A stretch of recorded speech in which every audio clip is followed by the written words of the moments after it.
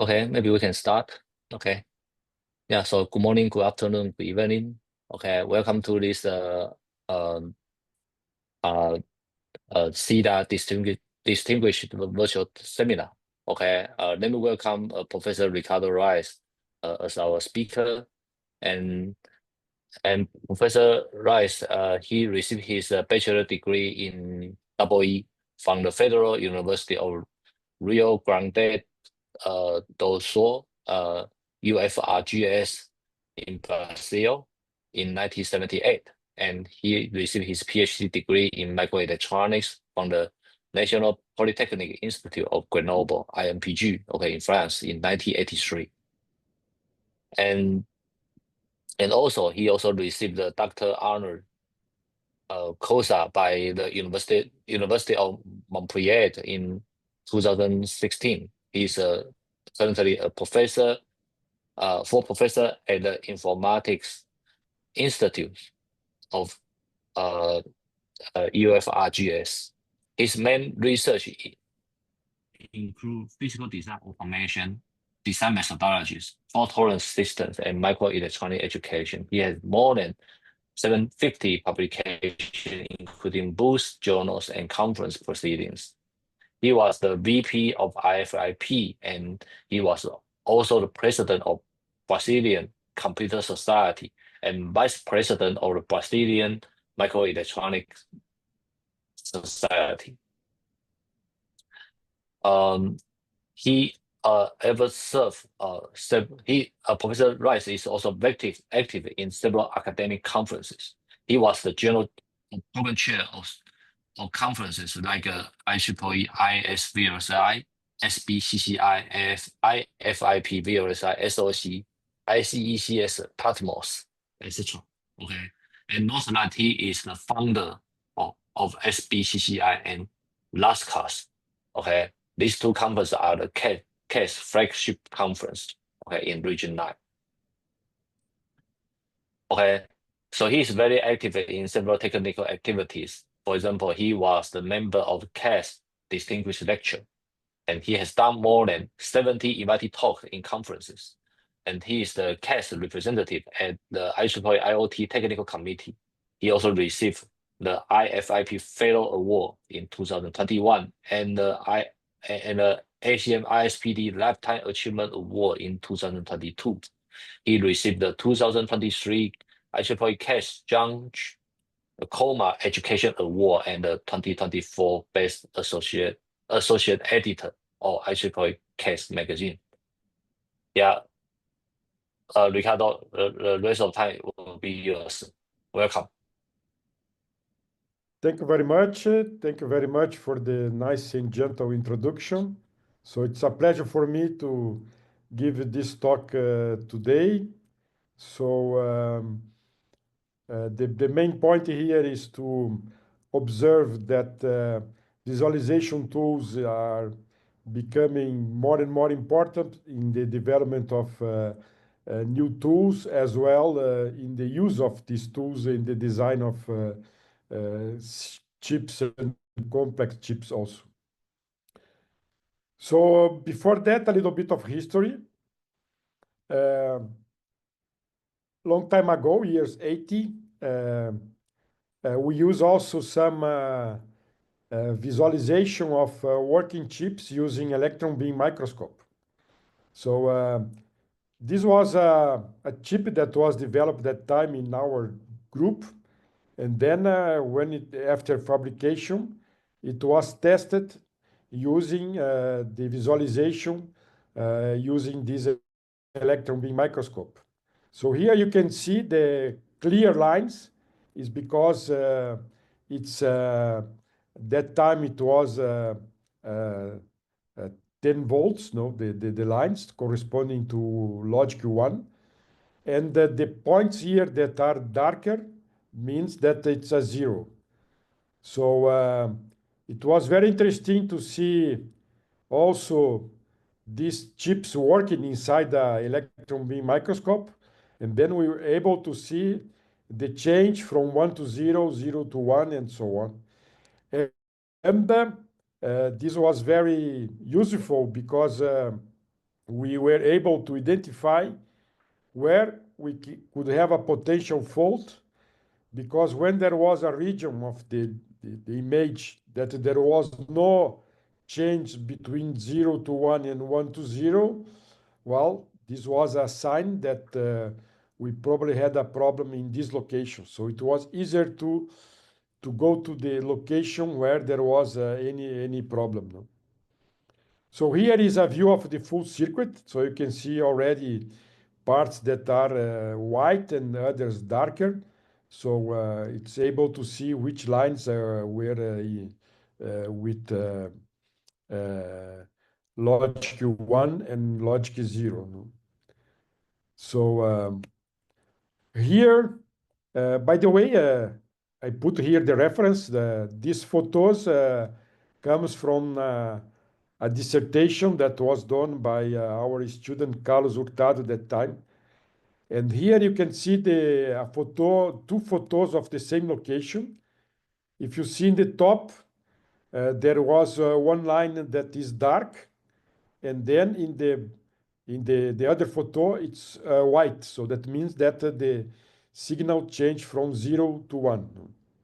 I think probably you know how it works, the electron beam microscope. So when the beam touch the circuit, if there is voltage there, then the beam return and it's collected. And if it's 0, the beam is absorbed, so that there is no return. That's why we get this image. So it was very interesting to use this.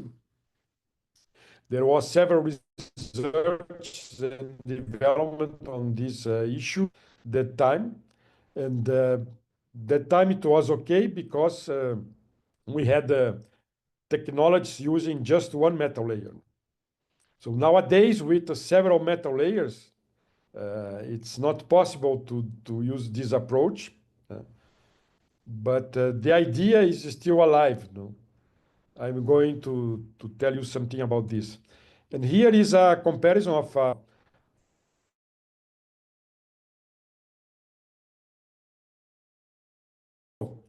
that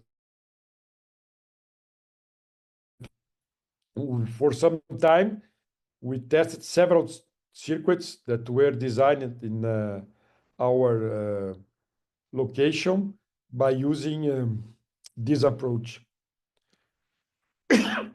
So based on this in this experience, we have a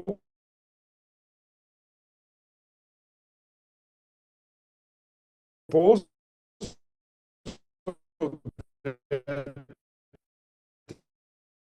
is to emulate, meaning that is a 0 and a light color that is 1. For example, if you choose for one layer blue, so with this emulation behind, it will be very interesting to see a vision of the chip where we have a graphic input of how is the signals that we have in each location. No? So this is something that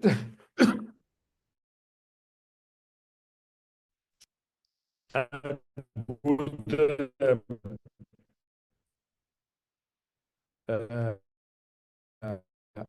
some problems in a circuit. Well, so why visualization tools? So as you know, in nano CMOS design, visual information is easy to understand and easy to identify where we can have some problems or how is the evolution of the design and so on. So the visualization tools that are associated to EDA tools can help us first to understand an algorithm behavior, so how the algorithm is working on. So this understanding of algorithm behavior can help us to improve this algorithm. Evaluate the quality of the solution also when we are using a tool by visualization. We can sometimes easily identify which of the algorithms used and so on are giving a better solution. Also to help the design debug and also to help in the design improvement. If you want to have solutions with lower delay, for example, lower consumption and so on, if you have a graphic visualization, it's easier to identify this set of issues. No? So for example, here is a visualization of for planning of a circuit. And you can see here where is red means that there is a bigger power dissipation. So the first conclusion here is that we have some locations that there is a high power dissipation and other locations that are mainly in blue with a lower power dissipation. So what is the message here? That we should work in the placement of the cells in this circuit to try to distribute the power consumption and to reduce the hotspots that we are seeing in this picture. So this is very important because, as you know, the reliability of a chip depends also in the concentration of power consumption in each location of the chip. So in the past, when we were working on routing and placement, the main concern was to also to put together cells that were in a critical path and so on. But nowadays, we also needed to consider how is the power consumption distribution in the whole for planning. So this is important to increase the lifetime of the chip. So another interesting point about visualization, for the older ones, you could remember that in the past, when we would like to visualize the layout of a chip in the screen, all the rectangles were designed. So this was okay when we were in a close visualization, like in the left figure you are seeing here. No? But when we do zoom out, it arrives a moment, like in the picture on the right, that there is no more meaning in the design of the rectangles. But in the beginning of the development of microelectronics, it took a lot of time to do the layout of the full chip without, in reality, any need to design all the rectangle, but this was the way. So it took some time. Then later on, there was a change in this procedure where when the rectangles have no more meaning, then it's done a rendering of the image. Then we see the foreplane of the circuit as an image, and then it's easy and faster to do a zoom in and zoom out and to have the full view of the chip. No? So this kind of visualization is very important. In one hand, to see how the quality of the layout of cells, and on the other hand, to see the full foreplaning of the circuit. So using the same picture as before, also one tool that is helpful is to have a tool to detect the hotspots. So as you can see on the right, there is a threshold of is over the threshold. You can see on the right picture which locations we have this problem. So then we have to, as I told you, to do a new placement in order to avoid these high power consumption locations. So another interesting tool, so this is also the topic of another full presentation, that is about SET results. So you know that nowadays the chips on the ground, they can be affected by the particles coming from space. No?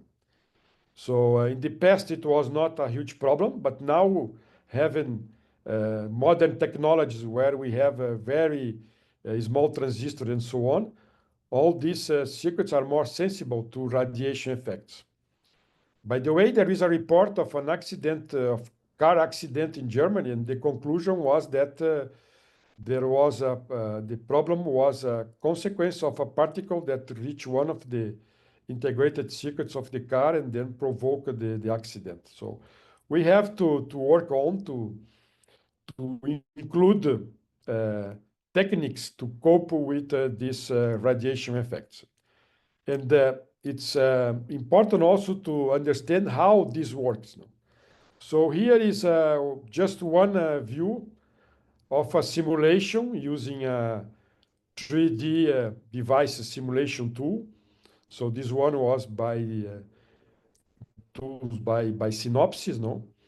And then it was observed that the impact of a particle, in this case a heavy ion, in a 28 nanometer FDSOI technology.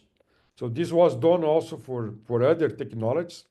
And then you have here on the right the pictures that show you what is the total charge generated by the particle in function of the impact angle and the impact location. If the impact location means if the particle reach the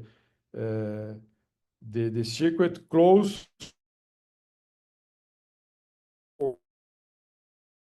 or close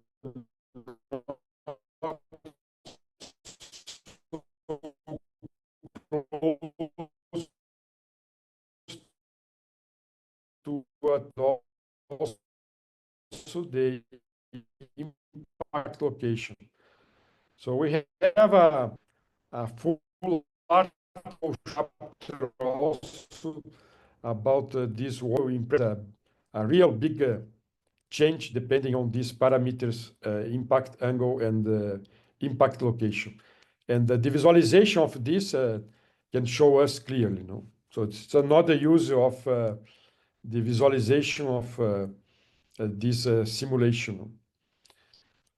Also, as you know, nowadays, when we design rectangles and so on, before doing the fabrication, we have to do some corrections in the layout to cope with the problems of lithography when we are in nano-CMOS. Then it was here developed some tools to identify how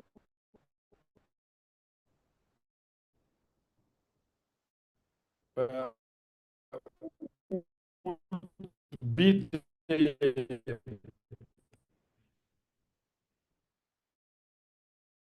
implemented. So here the figure is completely different. That means that we need also another tool to correct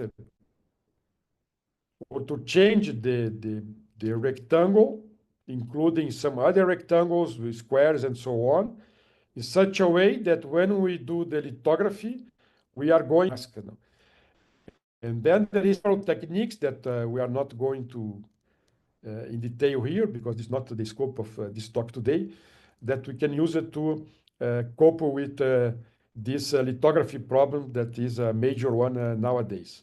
So, so the use of these simulation tools in order to have a visualization of what is going to happen in when we do the lithography is very useful and will help us to also to improve the tool to change the mask design in order to get a layout closer to the one that we want to. So here is some other views of this. So you can see also some edge placement error identification.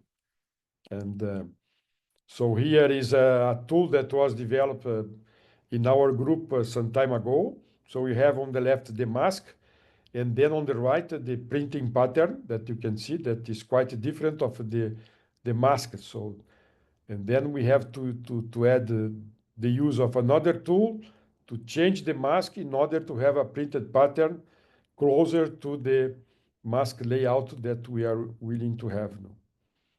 Here is another example. So if we don't do nothing, the printing pattern will be quite different from the original mask.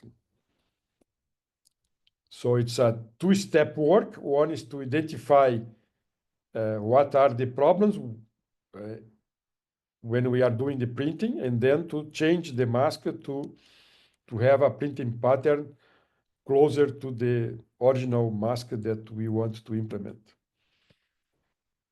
So also, when we do routing, you know that routing is a problem that is more and more complex. So the definition of the problem is very simple: to connect outputs of a cell to the inputs of others. No? But besides also the problem of power distribution that I show you in a former slide, we have also to consider the congestion map. So depend on the placement. So the quality of the routing is very dependent of the quality of the placement. So you see on the left here some parts that are in orange, that means some congestions. And then we should change the placement in order to have to avoid as much as possible this congestion. So you see on the right that you don't have any more these orange locations, meaning that we reduce the congestion map. And the visualization of this simulation of routing and the visualization of the route, it's fundamental to see how is the congestion that we have in each design. So visualization tools can also help the improvement of the placement tools. So for example, here, when we do placement, normally all the cells are in the middle of the fourth plane, and then the algorithm moves the cells to try to find the final destination. So this simulation here is running very slowly, just to show you how it, in reality, it's very fast, but to take a look. So you see here in this result that we can observe that the smaller cells are mainly on the left side of the chip, and the bigger ones in the right side of the chip. So why? But this visualization can show us this result, and then we can work on to try to avoid this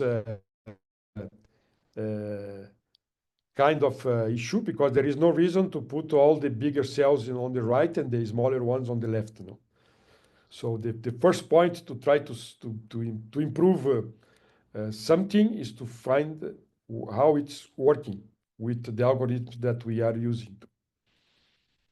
So another point that is very important is for the developers of the tools to see working. So how is the algorithm behavior? For example, in this placement here, if you see three famous placement approaches: capo, dragon, and fast place.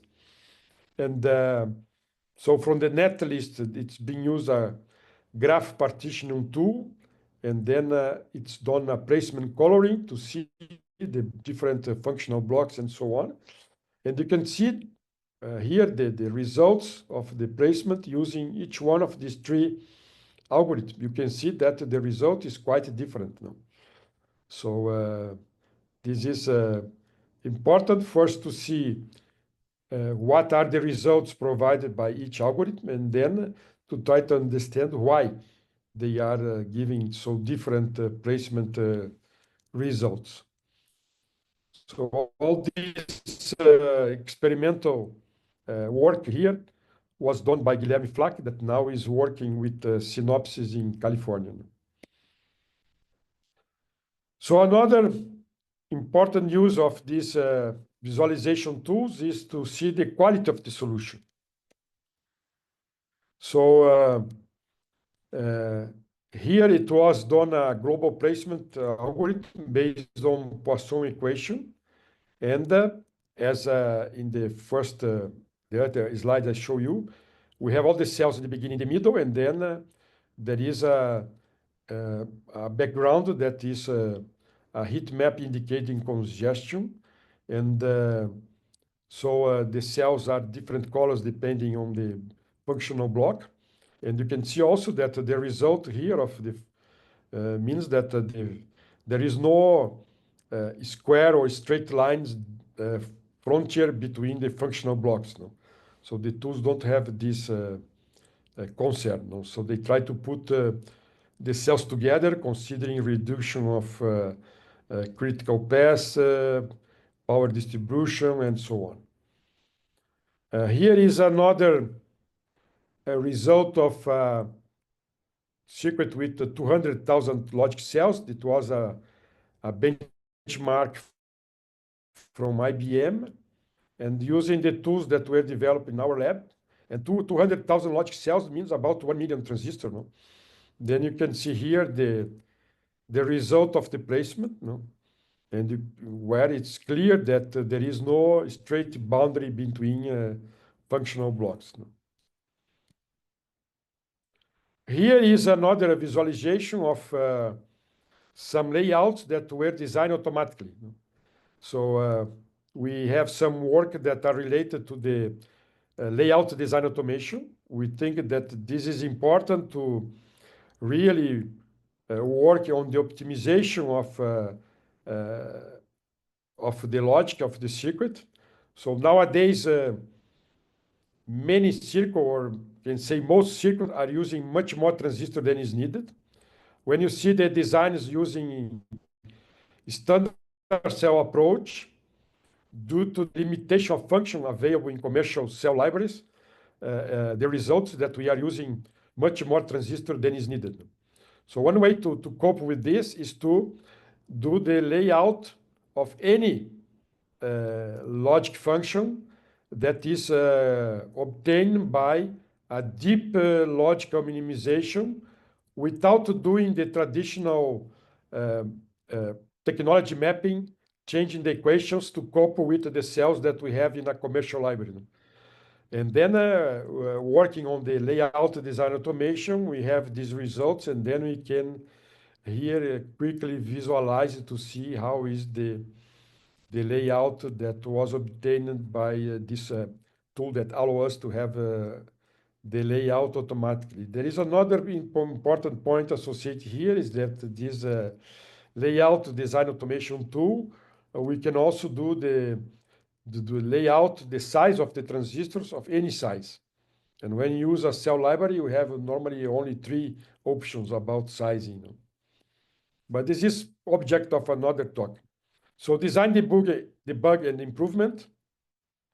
So here is some visualization where we were able to see the critical paths. And then this visualization was used in the development of some tools that were developed to some EDA competitions, like the ones in that are organized each year in the International Symposium of Physical Design, as well the ones that are organized in the together with the International Conference on Computers as a Design of Integrated Circuits, so ICCAD. And then you can see on the right that observing the initial solution, it was done some changes in the algorithm in order to smooth the critical path of the circuit. Just another observation here, the dark squares are IPs that were placed, and then we have the colorful cells that are using the empty space in the layout. So here is a detail of this kind of smooth of the routing of the critical path. So here also you can see on the left, so this is more clear for the people that are using the tools or developing the tools. No? So all these colors here have some meaning for us. And then I can see the layout and then to change some of the parameters and some details in the algorithm to have a optimization of the solution. So so the nets here with some violations have using colors that are colder, so we can with this have a visualization of how is working our placement. So here is another example of Secret Super Blue 7, another benchmark. So nets with warmer colors means higher violations. And then they are connected here only to some fixed points. So for the ones that are developing the tools, this is a good sign of where we need to improve or no. Here is another example. So here is a window of the tools that were developed and used in our group to see the results of this placement. And as I told you, all these approaches were used when developing the tools to compete in this ISPD and ICAD competition. So here is another example. So each color here has a meaning. Here is a placement that was failed, but was interesting that it was a work that was being done near Christmas, and then you have here a star. So just a coincidence. So here is another placement tool that was developed, and you see both windows here that the running of the placement was different, and the result also. But this was the same algorithm, but using different parameters. No? So you can see that the visualization of how the algorithm is running give us a very good indication which algorithms and parameters are providing better results. No? Here is another tool also developed in our group here by Guilherme Flack. No? So we have 4 functional blocks. So you can see the evolution of the placement. And another example here that the frontier between functional blocks are not straight lines. No? So the tools don't have this concern. No? So here is a benchmark from IBM. You can see the evolution of the placement. As I told before, the cells are in the center of the circle in the beginning. Then they start to change the position, trying to find the final locations. This is running slowly here to have a better understanding how the algorithm is working. So as the other example also. And here you can see that there is a moment that there is a exchange of cells from the center of the circuit with the borders. And then we could observe that this step was not converging to any interesting solution. So all this step of the evolution of the algorithm was not giving a good approach, but finally the cells converge again to the center, and then now they are converging to a final destination, providing a solution. But we were able to see that all this step where there was this exchange of cells with the border, there was no need to have this. So then the algorithms were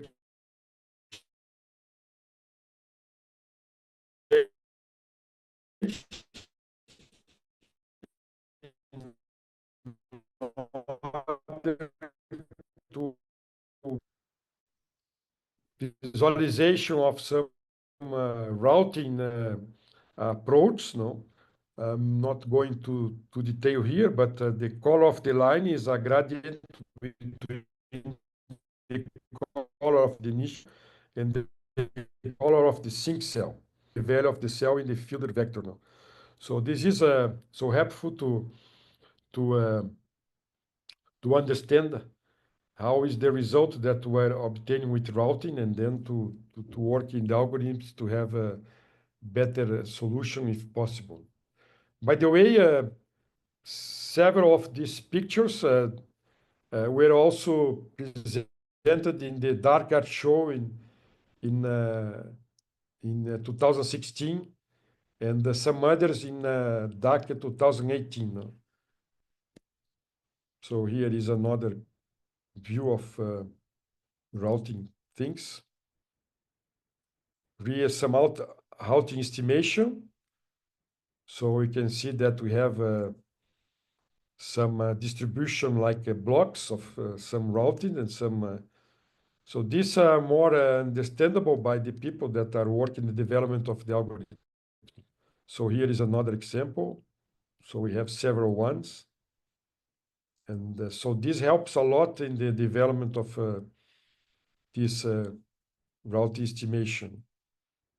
So here's some other example, one result on the left, a new result on the right.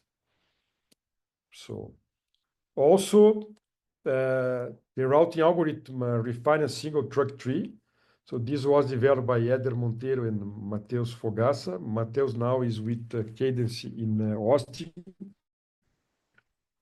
And so the color here represent the color of the wires represent the number of pins of the net. So more pins means that the color is hotter. So when you see red parts means that there is wires with a bigger number of pins. So here is another example. So this was some of the pictures of the applying Poisson equations to the placement, standard cell. So this was also presented in the Dakar Show 2016. And for our surprise, the Dakar 2017, they used these pictures in the reception of the DAC conference. No? So this was another picture that was presented in Dakar Show 2018. And our student, Eder Monteiro, that have done this, he got the award as the most inspiring picture presented in this Dakar show. So it is just, I'm including this to show that when we are doing research, development, day tools, and so on, we can also have some kind of a spin-off of some interesting pictures. No? It's also interesting to present this to the people in arts. I have already done this, and it was an interesting result.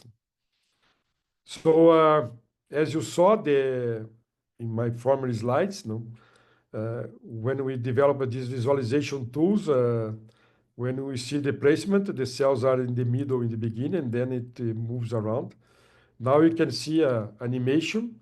So in the beginning, all the cells were in the center of the circuit, and we can really observe how is the progress of looking for a final placement for each cell.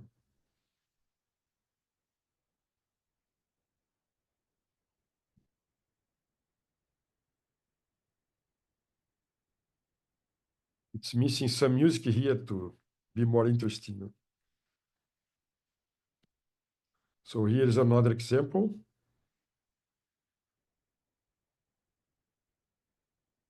So as I told, these for the ones that are developing the placement tools, this give a nice input how the tools are working on,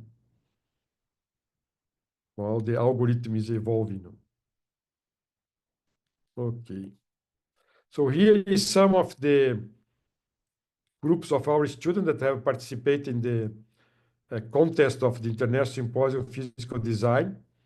So, and I'm showing this because in all the development of the tools they have done in this to solve these problems, they use these visualization tools to help the improvement of the tools. So this is another one related to gate sizing, also the same history. Also this one. Also here another contest that was the incremental time-driven placement in ICCAD. No. So concluding, the use of visualization tools is more and more important to improve the algorithm behavior. So the development of this algorithm and to improve them. The evaluation of the solution quality, so we can run different algorithms and to see which one is providing a better. So for sure we have to see all the there is the details of the result, but the visualization help us quickly to see which algorithms are working better or no.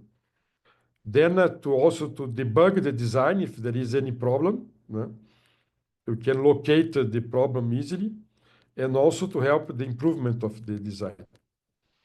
So just something else. I have done a set of pictures of old circuits, mainly microprocessors, a long time ago. And then I have rescan all these pictures that were done using an optical microscope. And they are available in this address in Facebook if you want to take a look. So most of the circuits I put in an acid to take out the metal layer. So if you see here in the top on the right, the set of transistors that are part of the decoder of the memory of the control part of the 68000 that is in the bottom here on the right. So you see that there is a mark of silicon oxide that was under the metal layer. So the metal layer was out, but there is still this oxide to show where we had the metal layer.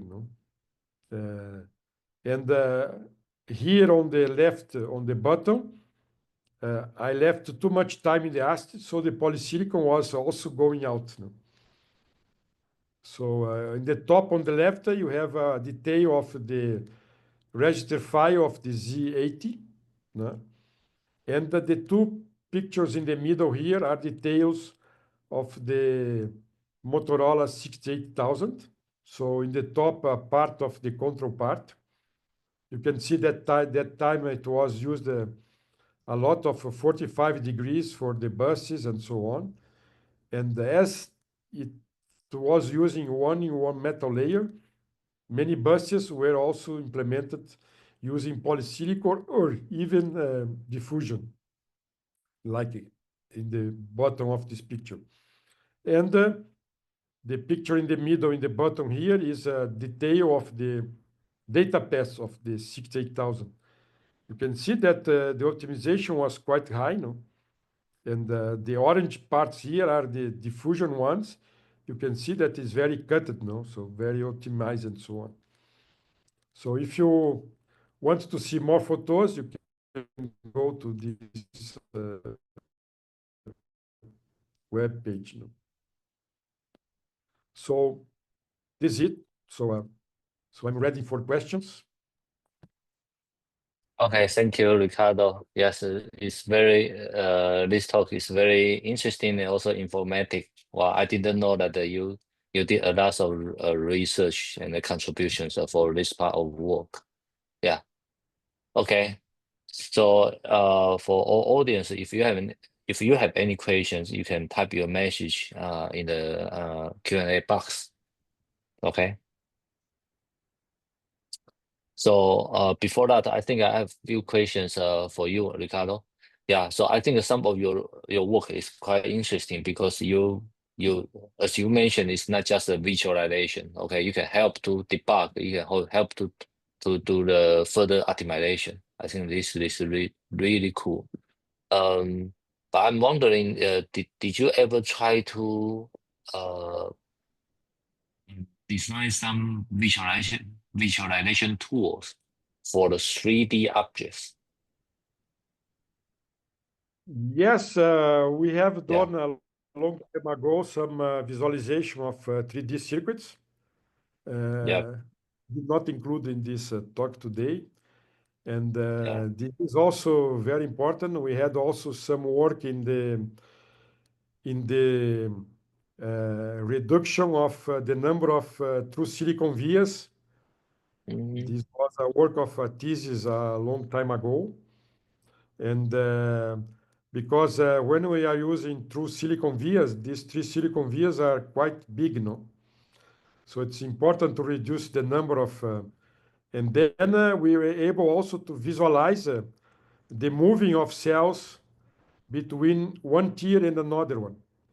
It's a pity that this simulation, we had a video that I don't find it anymore, but it shows also not only the movement of cells that I show you today in a 2D approach, no, but also between the tiers of a 3D circuit, no.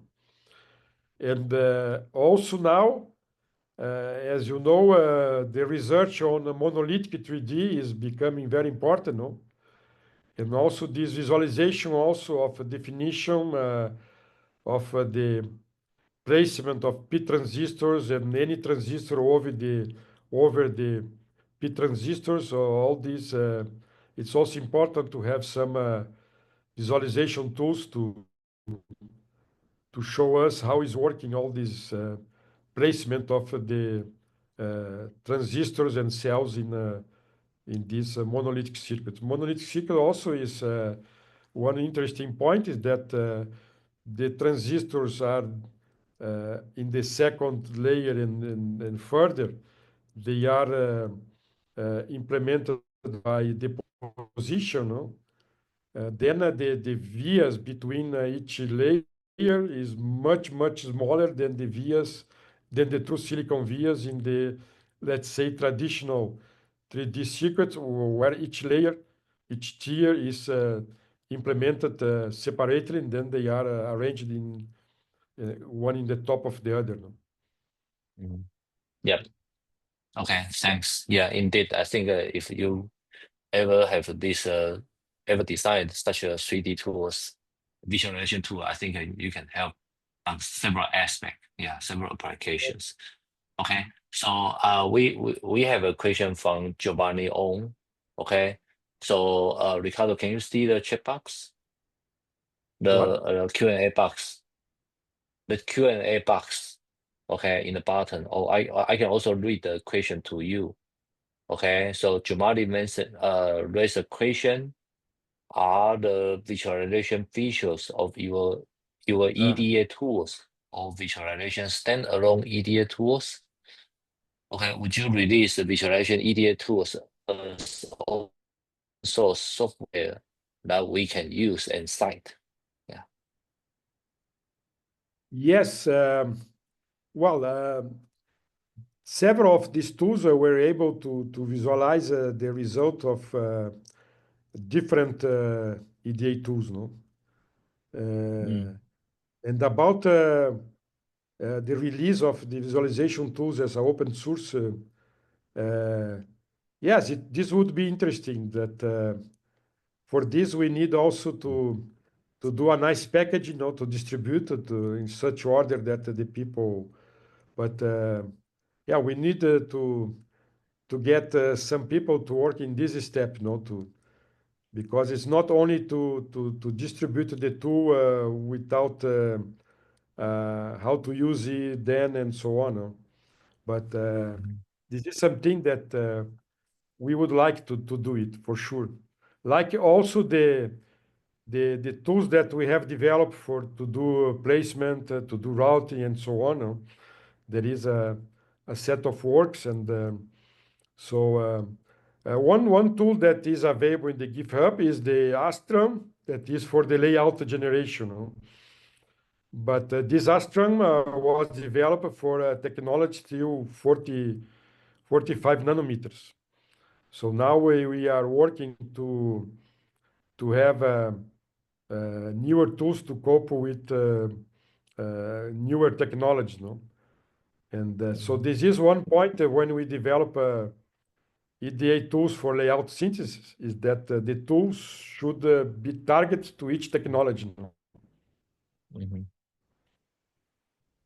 Okay. There is Thanks. some set of Okay. technology that we can use the same, just change some parameters, no? But when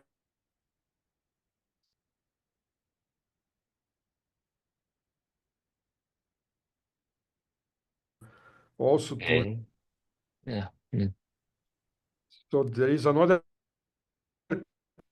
Yeah, that's a question by follow-up Giovanni. question. So if the Mm. visualization also help debug analog, RF, and mixed signal IC, yes, why not? But for some of the issues related to analog and RF and mixed signal, we should also to to to do some special visualization of the parameters that are related to the analog and so on. But this is something to work on. So Okay. there is a large space to develop new visualization tools targeted to different issues, no? To different type Mhm. of technologies and type of circuits and so on. Mm. Yeah, I think there's still room to let people participate. Yeah, so very good.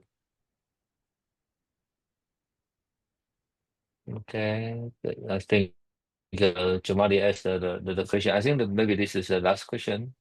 Yeah, so what do we need to do to port the visualization for digital ICs for silicon photonic IC?